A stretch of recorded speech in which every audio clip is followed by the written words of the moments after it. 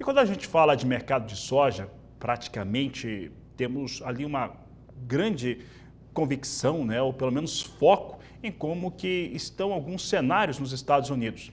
Eles passam pelo desenvolvimento da própria lavoura 2025-2026 norte-americana, que os números do Departamento de Agricultura apontam com bom desenvolvimento.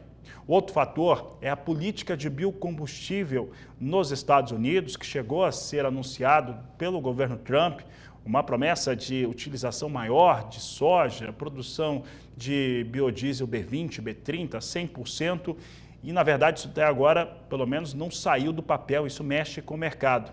E outro fator é em relação à disposição da China quanto à sua demanda. E para falar a respeito destes temas e como que isso impacta o seu negócio aqui no Brasil, a sua produção de soja, nós vamos conversar com Aaron Edwards, que participa conosco nesta edição do Agricultura BR, ao vivo, direto dos Estados Unidos, pela internet, e falando sobre esses assuntos.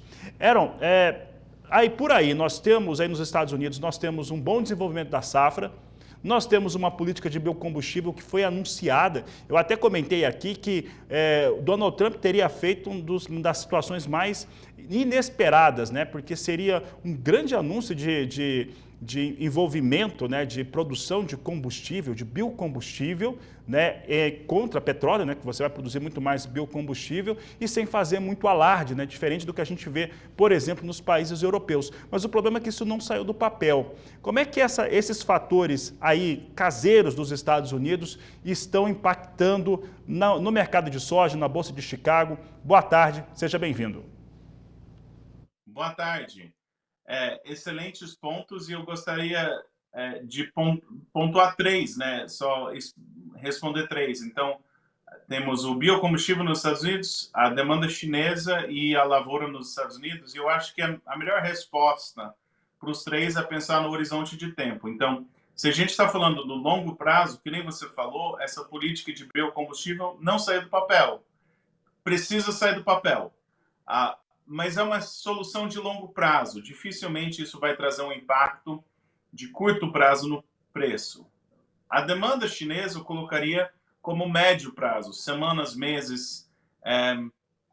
Mas o Brasil tem muita soja, a demanda chinesa está firme, mas não necessariamente precisa da soja americana, ou não tem evidência disso, também não tem convicção que essa guerra comercial vai estar estável o suficiente no longo prazo para a gente ter essa demanda chinesa no período da safra norte-americana. Então não é que não tenha demanda chinesa, só não tem garantia que eles vão comprar soja dos Estados Unidos, nem atualmente em grande volume, nem na próxima safra. Então, o que mais traz certeza ou incerteza no curto prazo é o clima, e como você falou bem, o plantio está acima da média em termos de velocidade de plantio, e o clima está bom nos Estados Unidos. Então, por isso que nós temos tido dificuldade de ver uma recuperação de preço no mercado da soja. Aaron, hoje qual que é o sentimento, se é que a gente pode falar dessa maneira, mas como que o produtor norte-americano tem interpretado, tem recebido as informações mercadológicas e também da política do próprio país, porque acabam trazendo impacto direto sobre a sua produção. Como é que ele tem recebido isso? Como é que ele absorve esses cenários? Olha, o cenário predominante, que não é de hoje nem de ontem, mas é que o Brasil é um produtor mais eficiente de soja e de outras culturas também. E é muito difícil para o produtor norte-americano competir a nível mundial em termos de exportação contra o mercado brasileiro, a começar pela soja, mas em outras commodities também. Então, a grande realidade do produtor norte-americano é que como é que eu posso sobreviver sendo que o Brasil é tão competitivo nesse mercado? E o biocombustível vem com uma enorme solução para esse problema, assim como foi o etanol 10 e 15 anos atrás, que teve uma grande expansão de etanol de milho aqui nos Estados Unidos, que ajudou bastante a indústria de milho por aqui. Nós estamos tendo essa mesma onda, né, de tendência no mercado da soja. Então, Os Estados Unidos produz soja e milho há muitos anos, vai continuar produzindo, mas o sentimento, que nem você falou e perguntou, é que o Brasil é o carro-chefe em termos de competitividade, então os Estados Unidos vai ter que ser criativo e se reinventar com um mercado doméstico mais robusto para sobreviver. Tem algumas afirmações que se fazem a respeito tanto da soja produzida no Brasil quanto nos Estados Unidos. E aí é interessante perguntar para você, porque você conhece essa soja aí e aqui também, que, por exemplo, a soja brasileira, ela tem uma característica de uma concentração, eu não vou lembrar a coisa, mas de proteína um pouco maior.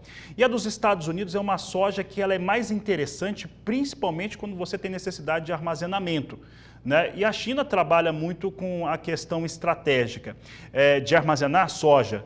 Essa soja, essa situação, primeiro, é um fato mesmo, do ponto de vista mercadológico, não apenas agronômico, mas é mercadológico isso? E se for, a China em algum momento ela deve apontar o seu interesse para essa soja americana, porque isso mexeria com Chicago? É uma excelente pergunta. Primeiramente, respondendo pelo lado do mercado não agronômico. A soja é uma commodity. Se você está dentro do padrão de exportação, soja americana é igual a soja do Brasil, ou do Paraguai, ou da Argentina. Se está no padrão de exportação, soja é soja. Eu entendo muito bem que tem agrônomos e técnicos da parte agronômica que falam não é a mesma coisa, mas do ponto de vista de mercado, é uma commodity e o mercado trata dessa forma. Certo ou errado, não tem essa distinção. Em relação ao apetite chinês, sem guerra comercial, a China compra soja dos Estados Unidos. Prefere soja brasileira porque é mais barata, compra soja dos Estados Unidos e, inclusive, na última safra norte-americana, tinha muita narrativa que ia faltar demanda pela soja americana, mas a China estava acumulando grandes estoques de soja, inclusive dos Estados Unidos, o que era surpreendente frente às notícias que o Brasil teria safra recorde. Aí chegou a safra brasileira e o prêmio durante a safra estava excepcionalmente alto para o período da safra. Demanda não tem sido um problema, tem comprador disposto pela soja. A dúvida é, será que esse mercado está preparando estoques grandes para uma eventual intensificação geopolítica, acumulando comida para a guerra?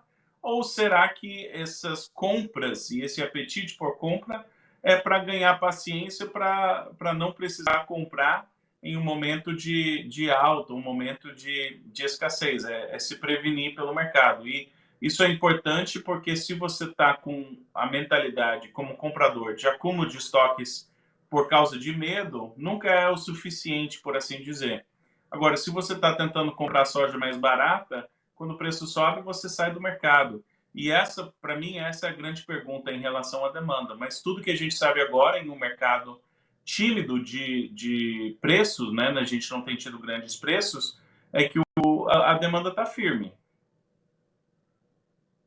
Quando a gente olha e conversa com um produtor de soja aqui no Brasil, a gente vê um produtor de soja que nos acompanha, ouve o Aaron falar, ouve os seus colegas falar também, e é um produtor preocupado com o que está no campo, com aquilo que ele produziu, aquilo que ele está em expectativa de produzir, e ele está preocupado com outros fatores que são ligados aqui no Brasil, à política econômica do Brasil, que é extremamente complexa, para não dizer confusa, e que traz muitos cenários, muitas situações que acabam prejudicando quem empreende no Brasil, fazendo com que os custos subam, com que as importações subam, que a utilização de recursos, utilizar recurso não próprio, né, faz com que isso fique muito caro, né? Pensando nesse produtor aqui do Brasil, que vê os Estados Unidos desenvolvendo uma boa lavoura, que deve trazer uma boa safra, né? Claro que ainda tem muita coisa para correr, mas que viu a Argentina colher bem, está colhendo bem na Argentina. Brasil deve ter uma outra safra recorde, talvez maior do que essa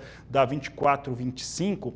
Como é que fica a sustentabilidade do negócio no seu entendimento? Quando a gente pensa em demanda, pensa em oferta de soja e pensa também nessas variáveis fora de controle que nós temos. E aí eu posso dizer que no Brasil, de certo modo, nos Estados Unidos também.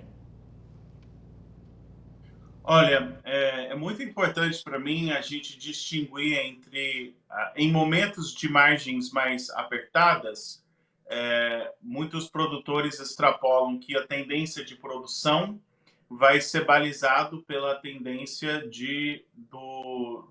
da rentabilidade média. Mas em commodities, os produtores mais eficientes que ditam a produção. O que eu quero dizer com isso é, enquanto tem produtores de soja com margens positivas boas, vai ter um incentivo para eles plantarem e ampliarem a área.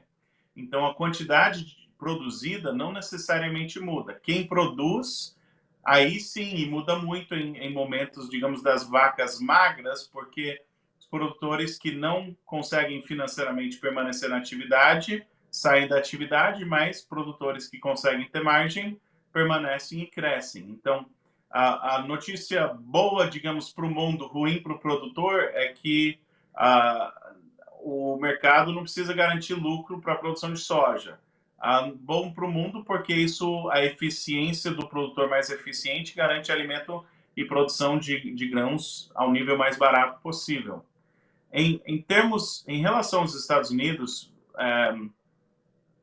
a conta é muito apertada. E no Brasil também, as margens são muito apertadas, mas tem produtores que conseguem dar o giro no negócio, e no Brasil também tem produtores que conseguem dar o giro no negócio. O que nós costumamos ver nesses períodos de margem mais apertadas é uma consolidação maior né, os grandes ficando maiores e os com margens mais apertados tendo dificuldade. É, Enfim, esse é o ciclo da agricultura. Em relação ao Brasil especificamente, dos três componentes, Chicago, prêmio e câmbio, eu acho que o prêmio e o câmbio podem ficar leves nesse segundo semestre, e isso pode ajudar as margens. Eu também acho que o Brasil enfrenta um dos grandes desafios do Brasil é a falta de liquidez dos produtores de grãos, né? Então, acho que o Brasil precisa descobrir formas de ter bem mais capital para aumentar a liquidez dos produtores de grãos.